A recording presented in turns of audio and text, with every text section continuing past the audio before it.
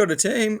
So this is basically the blurb for digital technology at level three. If you have done this in year 12 this year, you'll know that this is going to be more focusing on the academic side of things, so looking at the achievement standards and the step ups. If you are new to doing digital tech in level three, you are welcome to join us. It would be of a benefit if you have done DVC or food or BCITO in level two. However, if you haven't, you can join in. There will be a bit of a learning curve in regards to the requirements, but again, they can be picked up as in term one.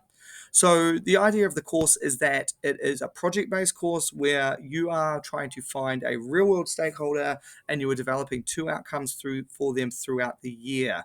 You will be marked on a term-by-term basis. However, the expectation is that you will find a large overall idea and be trying to be developing outcomes for that. So, for example, you might get someone who wants to create a web presence for themselves. So you might make a couple of suggestions to them saying, hey, I can make you a website, and I can also make you a video that will go into that website. Or you could go a little bit more into social media and you go, I could create you an Instagram and you could create a graphic for them. You could create a banner for them. You could create some basic sort of promotional posts for them.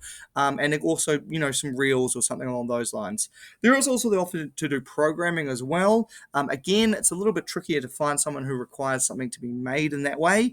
But if that's what you're into, you're more than welcome to also join that. So what will happen is that course will mean that out of all the people in there, no one will be doing the exact same thing. You'll be doing the same standards, but you will be doing your own sort of version and interpretation of that. This is also a really, really good way to connect this subject with other things you are doing. So if you are doing, say, art or music, you are able to create outcomes for this that could be used in those subjects. Or you could create outcomes for people who make art or create music. So look at how you could possibly combine one of your other subjects into digital and really, make kill two birds with one stone.